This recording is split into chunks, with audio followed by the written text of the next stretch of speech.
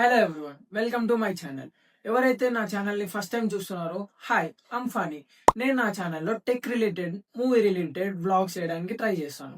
నచ్చితే do like, share and subscribe.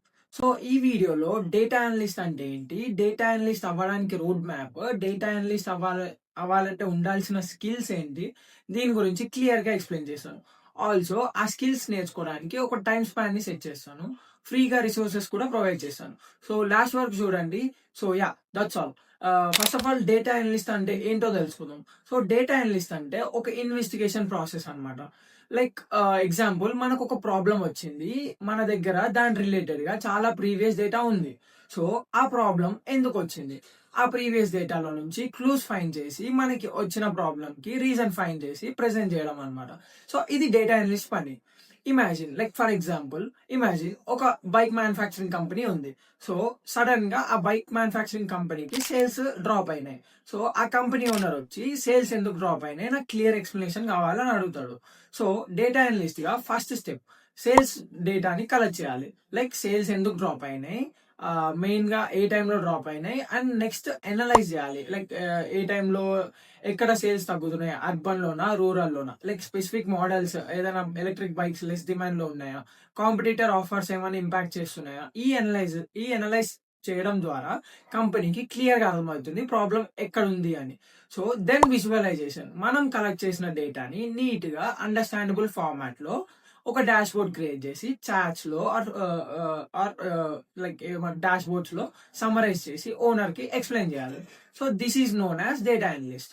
So ఇప్పుడు data analyst అవ్వాలంటే నేర్చుకోవాల్సిన స్కిల్స్ ఏంటో చెప్తా, అండ్ ఈ స్కిల్స్ ఎందుకు నేర్చుకోవాలో చెప్తా. ఆల్సో ఫ్రీగా రిసోర్సెస్ ఇస్తాను, జాగ్రత్త విను. ఫస్ట్ స్కిల్ వచ్చేసి మ్యాథమెటిక్స్. సో ఇంగ్లీష్ కి గ్రామర్ ఎలాగో లైక్ డేటా కూడా మ్యాథమెటిక్స్ అలా.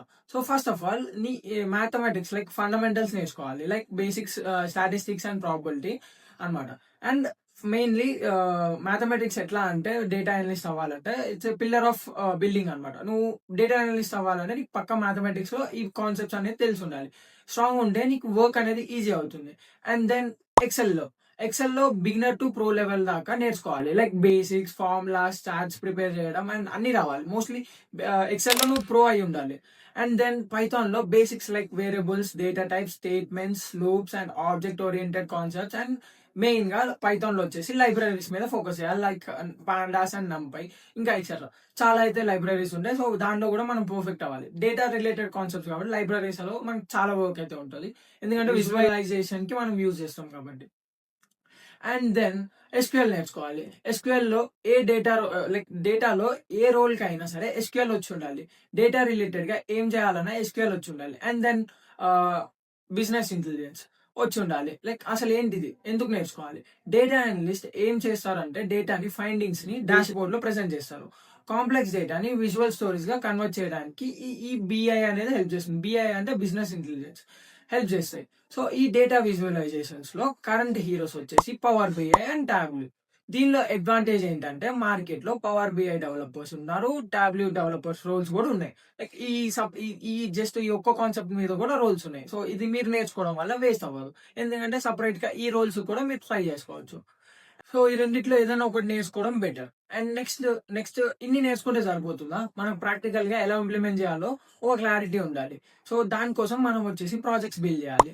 సో దానికోసం మనం పబ్లిక్ డేటాని యూజ్ చేసుకోవచ్చు. లైక్ గూగుల్ డేటా సెట్స్ ఉంటాయి, గవర్నమెంట్ పబ్లిక్ డేటా కూడా అవైలబుల్ లో ఉంటుంది. So you can use them and start building your projects. దానివల్ల మీకు రెజ్యూమ్ బిల్డ్ అవుతుంది, గిట్ హబ్ లో పోస్ట్ చేసుకోవడానికి ఉంటుంది. సో మీరు డేటా అనలిస్ట్ అవ్వాలంటే మీకు వచ్చేసి 5 స్టెప్స్ ఉంటాయి. సో అవి ఫాలో అయితే చాలు. సో ఫస్ట్ స్టెప్ వచ్చేసి లైక్ ఆస్క్ క్వశ్చన్స్. ఆ డేటా మనకి ఏం స్టోరీ చెప్తుంది, what story does data tells. Second వచ్చేసి data cleaning, like errors remove చేయడం, మిస్సింగ్ డేటాని సెట్ చేసుకోవడం అనమాట. సో అంతా ఒక ఫార్మాట్ లో సెట్ చేసుకోవాలి. అండ్ థర్డ్ స్టెప్ వచ్చేసి ఎక్స్ప్లోరింగ్ డేటాలో ప్యాటర్న్స్ ఆర్ రిలేషన్షిప్స్ ఏదైనా ఉంటే ఐడెంటిఫై చేయడానికి ట్రై చేయాలి. అండ్ ఫోర్త్ వచ్చేసి విజువలైజేషన్, మన డేటాని క్లియర్ గా చార్ట్స్ ఆర్ గ్రాఫ్స్ లో లేదా ఒక డాష్ బోర్డ్ లో ఇన్సర్ట్ చేయాలి. ఫిఫ్త్ వచ్చేసి కమ్యూనికేషన్.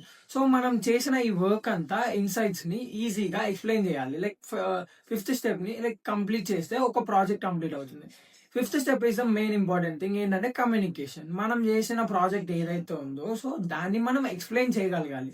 లేకపోతే మనం పెట్టిన ఏదైతే ఇన్సైట్స్ ఉన్నాయో అది చూడగానే ఒక అండర్స్టాండబుల్, ఒక నార్మల్ బేసిక్ పర్సన్ కూడా అర్థమయ్యే విధంగా ఉండాలి. సో ఇవన్నీ చేస్తే లైక్ మన ప్రాజెక్ట్ అనేది కంప్లీట్ అవుతుంది. చేసిన ప్రాజెక్ట్ ని గిట్ హబ్ లో పబ్లిష్ చేయొచ్చు. రెజ్యూమ్ లో యాడ్ చేస్తే స్ట్రెంత్ బిల్డ్ అవుతుంది. సో నేను ఇప్పుడు దాకా మెన్షన్ చేసిన ప్రతి దానికి ఫ్రీ రిసోర్సెస్ ఇస్తాను డిస్క్రిప్షన్ లో. So please check it out. I hope ఈ వీడియో మీకు ఎంతో కొంత హెల్ప్ అయిందని అనుకుంటున్నా. అండ్ యా, అంతే మరి. మళ్ళీ నెక్స్ట్ వీడియోలో కలుద్దాం. Until then, bye bye.